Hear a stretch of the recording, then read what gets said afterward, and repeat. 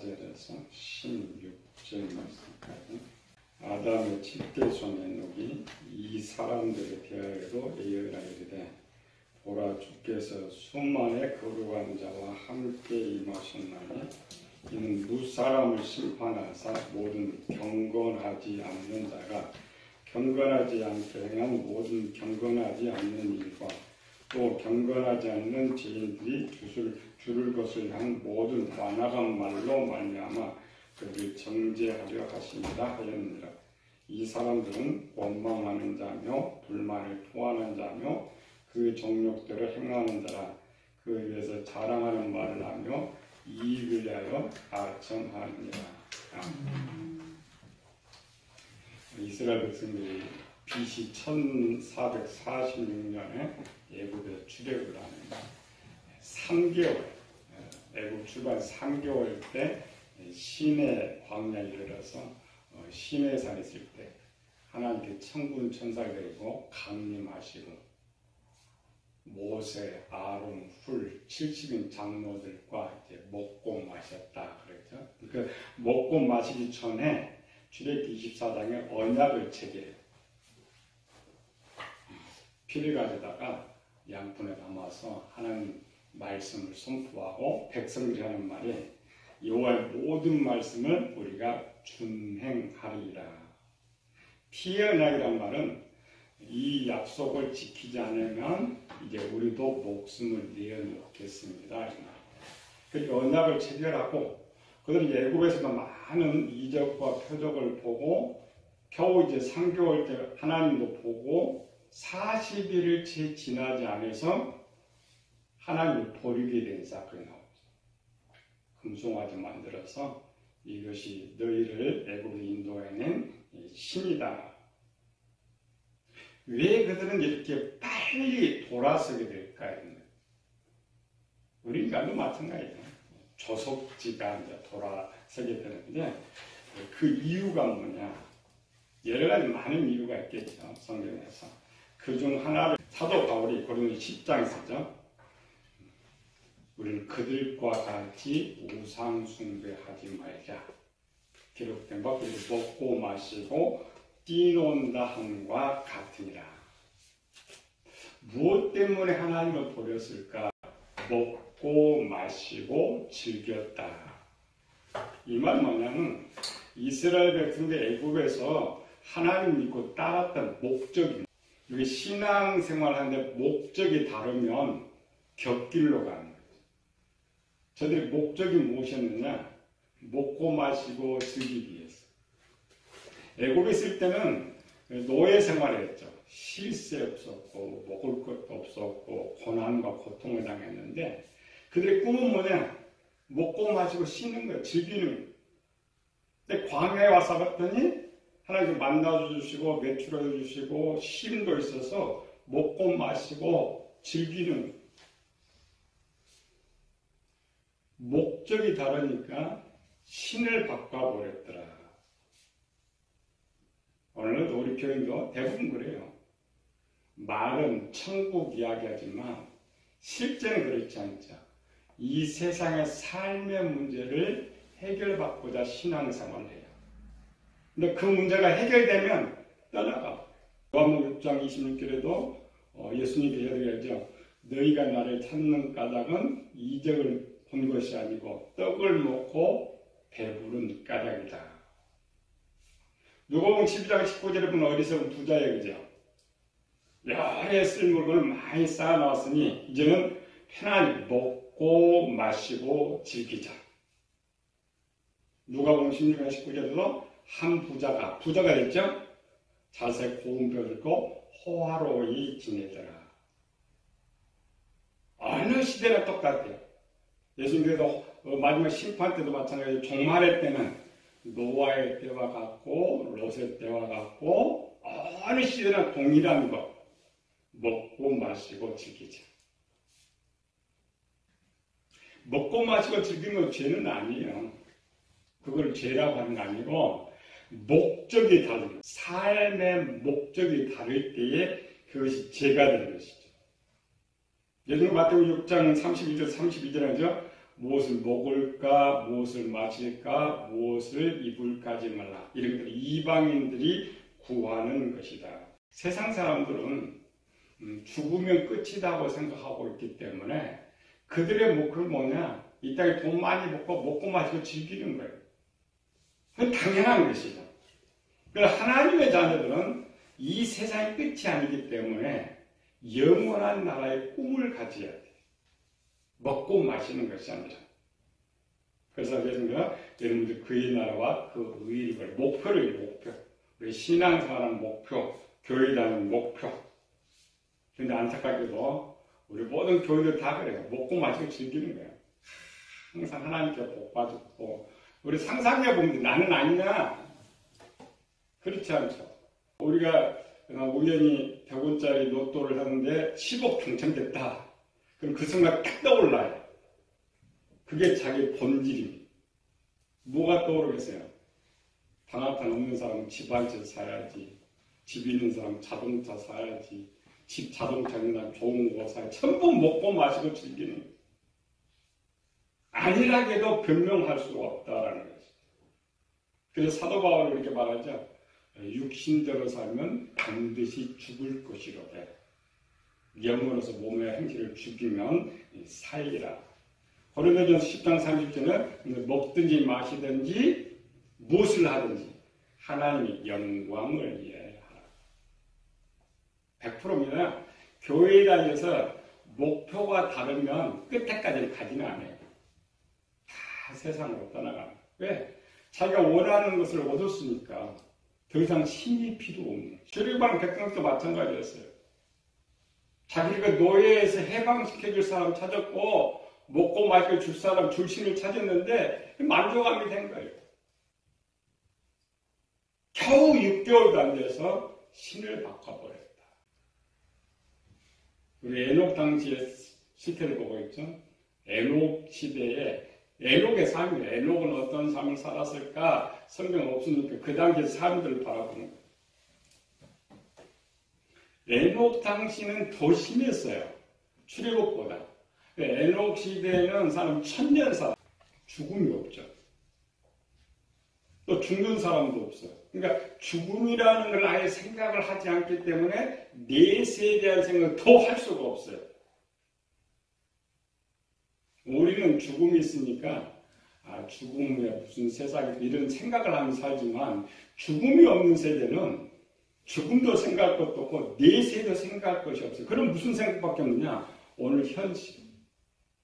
현실에 먹고 마시고 즐기자는 생각뿐이에요. 그런데 우리가 지난해 살펴봤죠? 자기들의 원하는 그 가정에서 얻을 수가 없단 말이에요. 100여 명이 넘는 그 식구들 속에서 결혼하는 것도 힘든데 어떻게 먹고 마시고 즐기겠어요. 결국 그들이 선택한 것은 밖으로 나갔다. 사람의 딸들이 번성할 때 그들에게로 나갔다. 에녹 당시의 삶을 이제 많지만 크게 세 가지를 찾아보면 그 하나님의 아들들은 다 가난했어요. 오늘 교회들도 왜 우리는 하나님들이 가난할까? 항상 시대 속에 하나님 백성은 가난했어요. 또 이때 더 땅은 한정되어 있는데 자식들은 계속 늘어나. 자식을 낳아가지고 점점 더 가난해져. 아무리 수고해도 그 하루 먹고 사는 게 힘들 정도의 삶을 살았단 말이에요. 두 번째로는 저 세상 사람들은 사냥해서 고기 잘 먹고 모표 입고 사는데 고기를 먹을 수가 없어요. 사냥을 할 수가 없어요. 겨우 양 젖이나 짜서 먹고 양이 죽으면 그거 이제 벗겨서 옷이나 만들어요. 나는 어려운데 옆에 사람들은 고기 냄새가 풍기고 너무 술 먹고 잘 살아요. 세 번째로는 남자들은 가진 결혼하기도 힘들었어요. 치워쓸 같으죠? 그렇잖아요. 이 시대 봐요. 오늘 우리나라만 해도 학교 못 나오고 돈 못 번다. 장가 못 갑니다. 근데 그 시대는 100여 명이나 넘는 이런 시대 속에서 또 일부 다처제가 허용되고 있는 시대는 더 못 가요. 이게 세 가지의 문제점. 그런데 더 큰 문제는 이런 것들을 가정에서 해결할 방법이 없다는 거예요. 조금 참고 같이 협력하면 좋겠는데, 이 말이야. 참 어려운데 이렇게 개척교회에서 좀 참고 있으면 하나님 복을 주시면 좋을 것 같은데 10년, 20년 생활해도 하나님 복 줄 기미가 없어요. 그건 방법은 하나죠. 튀어나가는 것. 그래서 문제가 이제 발생했다는 것이죠. 오늘 이제 당시 하나님의 아들들의 소망을 육적인 위치에, 다음 주 영적인 위치에서 죄가 뭐냐, 육적인 위치에서 죄가 뭐냐. 당시 하나님의 아들들에 대한 내용을 그냥 딸들을 취했다 이렇게만 돼 있죠. 그런데 그걸 가장 자세하게 설명해주는 비유 문장이 하나 있어요. 이거를 들어야 그 시대에 하나님 아들들이 어떻게 살았느냐를 좀 짐작을 할 수가 있어요. 1절 3절 시작. 그 후에 유다가 자기 형제들로부터 떠나 내려가서 아둘람 사람 히라와 가까이 하니라. 유다가 거기서 가나안 사람 수아라 하는 자의 딸을 보고 그를 데리고 동침하니 그가 임신하여 아들을 낳으면 유다가 그 이름을 에리라 하니라. 유다는 야곱의 네 번째 아들이에요. 저는 루벤, 시므온, 레위, 유다 이렇게 되어 있죠.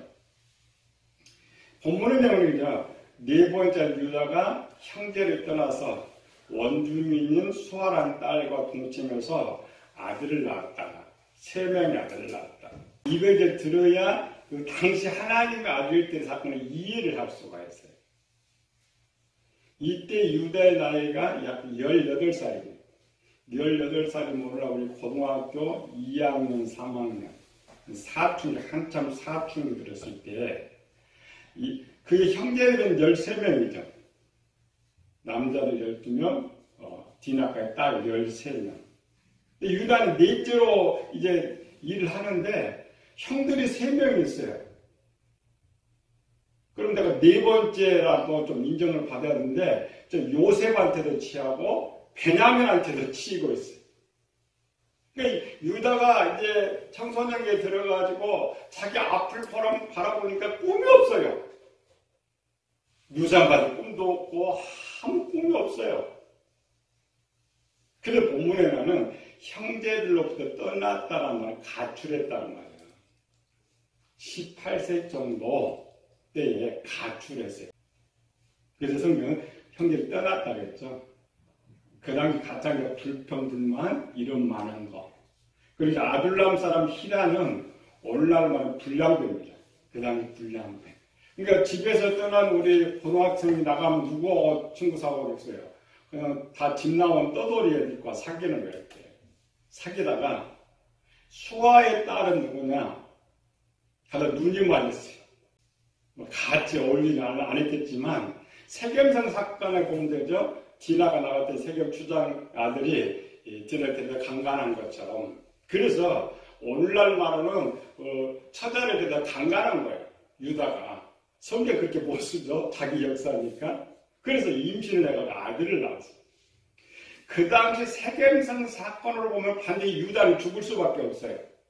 근데 다행히도 야곱과 이삭이 유명한 이름난 족장이었어요. 건들 수가 없어요. 그래서 할 수 없이 수아가 딸을 준 거죠, 유다한테. 근데 다행히도 야곱의 재산이 많아가지고 또 책망도 않고 가축을 떼어가지고 한 가정을 이루게 만들어요. 그래서 아들을 둘을 들어서 세살하게 되는 거죠. 유다는 부자예요, 집이.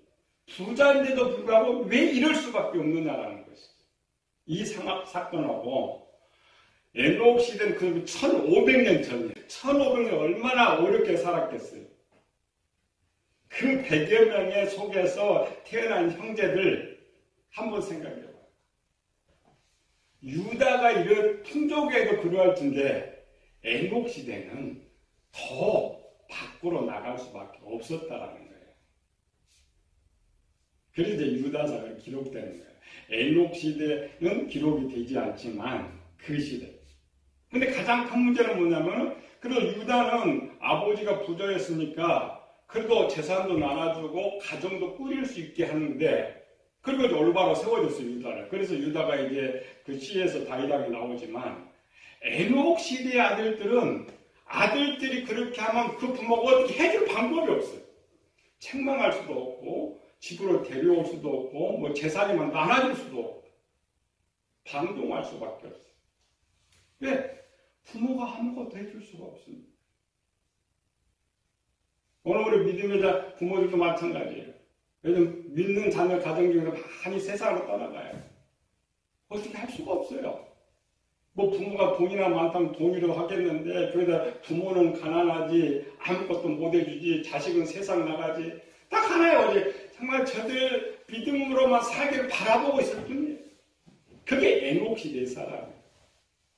제가 하나님 아들이니까 그나마 스스로 하나님 앞에 살기를 바라고 있을 뿐이었다라는 거죠. 근데 이제 문제가 되겠죠. 오늘 유다서 1장 16절 보니까 이 사람은 원망하는 자며 불만을 토하는 자며 이 말은 뭐냐면 미국 사람 미국 살고 한국 사람 괜찮은데 아프리카 사는데 근데 아프리카 사람들이 한국에 뭐 한국 사람 잘 살죠. 한국 사람 미국 사람 잘 살죠. 그리고 요즘은 세상 부자는 부자끼리 살아요. 가난하게 사는데 그 당시는 하나님의 아들들이나 세상에는 똑같은 한 두록 속에 사는 거예요. 옆집에서. 우리 집은 가난해가지고 우리나라면 한 30년 전만 해도 풀쭉 먹기도 힘든 그런 시대잖아요. 근데 이 시대는 정말 그 새끼 먹는 건 정말 복이었어요. 그런데 옆집에서는 고기 구워 먹고 술 먹고 고기는 풀풀 풍기고 또 여기는 지금 장가들도 못 가고 있는데 저거는 부인들 몇 명씩 거느리고 있죠.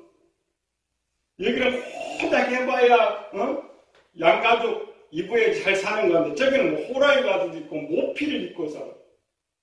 자, 우리 옆에 그런 사람이 있다고 한번 생각해 봅시다. 그걸 바라보고 사는 사람 믿음이 좋다고 해도 소용이 없어. 그렇죠? 환경, 불편.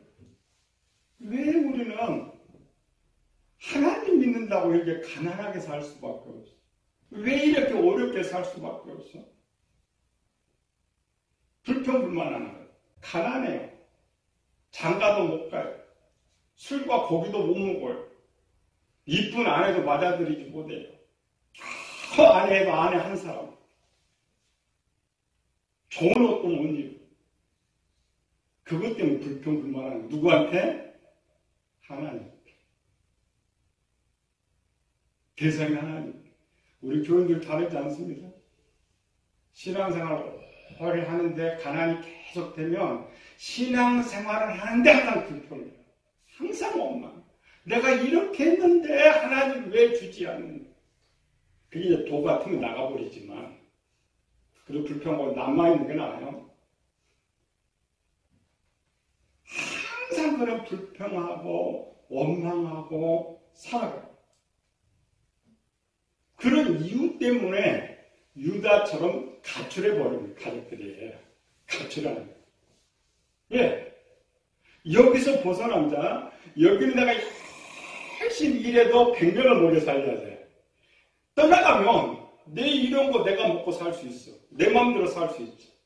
그래 자녀들이 가출하는 거예요. 내 마음대로 살고 싶어. 내 뜻대로 살고 싶어. 내가 열심히 돈 벌면 되는 것이다. 그게 상황이에요. 그 단계의 상황. 이런 것도 우리가 이제 이해한다. 어떻게 할 수가 없죠. 그런데 문제는 이들이 집을 떠난 이유가 문제가 발생하는 거예요. 그게 이제 홍수 이유입니다. 홍수 심판의 이유. 창세기 6장 4절. 당시에 땅에는 넷들이 있었고 그 후에도 하나님의 아들들이 사람의 딸들에게로 들어와 자식을 낳았으니 그들은 용사라 고대에 명성이 있는 사람들이었더라. 네피림 잘 들어야 돼요. 자, 교회에 다니던 사람이 세상에 나가가지고 착하게 살면 그나마 괜찮아요. 내 자식이 부모가 나가가지고 착하게 훌륭하게 살면 부모가 마음 그래도 기뻐. 근데 나간 자식이 온갖 나쁜 짓을 하면 어때요? 부모 마음은 찢어지게 하고. 창세기 4장은 세 종류의 사람 있죠? 첫 번째는 셋의 후손으로 이어지는 하나님 아들들이 있어요. 또 하나는 하나님 땅 가인의 후손들이 있어요. 또 하나는 아담의 가인 말고 아벨 말고 다른 아들들이 있어요. 여기 다른 아들들이 세상 사람들. 가인 말고 셋 후손 말고 다른 아들. 그런데 6장에 왔더니 또 다른 종류의 사람이 등장해요. 네피림. 세 종류 말고 네 종류의 사람이 생긴 거예요. 네피림은 성경에 2번 나옵니다. 여기 본문 말고 민수기 13장 33절에 보니까 이스라엘들이 정탐하고 돌아와가지고 하는 말이 네피림 후손인 아낙 자손을 보았는데 우리 그들 보기에 메뚜기 같다. 이스라엘 원주민 키가 있잖아요. 한 160 정도. 거기 아낙자는 한 2m 정도. 그게 네피림입니다. 네피림은 누구냐? 오늘 본문에 나왔죠? 용사. 고대 유명한 사람. 사람들의 딸들과 하나님의 아들들이 결혼했어요. 오늘날 혼혈족이죠. 혼혈족인데 혼혈족에 아니 장사들이 태어나는 거예요. 키가 2m 정도 되고 당시에 유명한 사람들, 족장들, 유명한 자들, 용사들. 그 중에 뭐냐면 크게 두 가지입니다. 자, 하나님의 아들들의 보세요. 이들이 무슨 죄를 저질렀냐. 우리는 일부 다처죄 이게 아니고 일부 다처죄는 그중 하나의 죄인데 가장 큰 죄를 범한 것이 네피림을 만들어낸 거예요. 그 네피림 때문에 홍수 심판이 있네요. 하나님의 아들들 속에는 사냥할 수가 없어요. 고기를 못 먹으니까. 사냥이 안 돼요. 사냥도 안 될 뿐만 살인도 안 돼요. 용사라고 했죠. 용사는 뭘 말해요? 전쟁 잘하는 사람, 싸움 잘하는 사람, 또 고대 유명한 사람. 네피림은 뭐냐면 전쟁 잘해, 싸움 잘해, 사냥 잘해, 남겨 빼앗기를 잘해. 그래서 네피림의 원어가 남을 해하는 자가 원어입니다. 살인을 하면 안 되는데 왜 살인해요? 빼앗으려고. 빼앗으려다 보니까 살인해요. 살상을 해요. 하나님의 법에서 얼마나 많이 벗어나는 거야. 동물도 죽이지 못해야 되는 이 네피림은 법적으로 하나님 아들들, 소속이면 소속. 하나님 아들 소리가 하나님 아들들이 낳은 자녀들이니까 하나님의 아들들인데 하나님 아이를 인정을 안 해요. 하나님 아들을 인정하지 않고 그냥 네피림으로 빼버렸어요. 그 네피림의 다음은 육체인데 하나님이 얼마나 저들을 미웠으면 우리는 네피림이고 용사 무엇이니 이렇게 생각해요. 전혀 아니라고. 전혀 아니에요. 하나님을 가장 진노하게 하고 하나님이 떠나고 했던 그 목적이 네피림이기 때문에 네피림이 된다. 하나님 아들들이 세상의 딸들 데려다가 결혼했으면 하나님 말씀대로 잘 양육을 했다고 가정합시다. 사냥하지 않죠. 살인하지 않죠. 남의 거 안 뺐죠. 그런데 반대쪽의 사람들 그 정도 용사가 되면 이제 그 사람 다스릴 사람이 없어요. 가르칠 사람도 없고 다스릴 사람도 없어요. 그러면 어떻게 해요? 버릴 수가 없어요. 그런 사람들이 1절에서도 생겼는데 그 후에도 하나님의 아들들이 이 말은 뭐냐면 그 네피림에서는 계속 번성하는 우리말로 악이 계속 번성. 그게 홍수 심판의 원인. 한두 번 죄를 지으면 그 용서할 수가 있지만 습관적으로 되면 안 돼요. 또 더 큰 문제는 습관적으로 죄를 지으면 그 죄라는 걸 모른다는 것이에요. 다시 창세기 6장 5절부터 7절까지 가볼게요. 네피림 때문에 일어난 사건입니다. 여호와께서 사람의 죄악이 세상에 가득함과 그 마음으로 생각하는 모든 계획이 항상 악할 뿐임을 보시고 땅 위에 사람 지으셨음을 한탄하사 마음에 근심하시고 이르시되 내가 창조한 사람을 내가 지면에서 쓸어버리되 사람으로부터 가축과 기는 것과 공중의 새까지 그러하니 이는 내가 그것을 지었음을 한탄함이라 하십니다. 지금 이제 그 배사가 막 이제 썩어갈 때죠. 썩어가도 썩은 데만 파내면 돼. 그렇죠?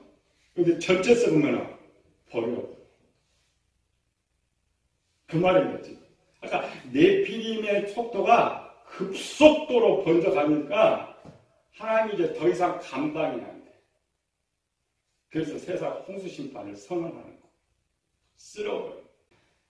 옆집 사람도 지금 들어와 죽어서 불평불만하고 살아가는데 용감한 이 하나님 아들들이 그냥 하나 겁을 떠나갖고 이제 그 옆집 사람 딸들을 데려다가 살아봤어요. 살았는데 그들 자식들이 막 훌륭한 자식들이 막 태어난단 말이에요. 하나님 아들들 사이에서 한마디도 훌륭한 사람이 안 나오는데 저쪽 훌륭한 사람이 태어나. 그럼 이제 어떻게 결혼 목표 제대로 데려와야 돼.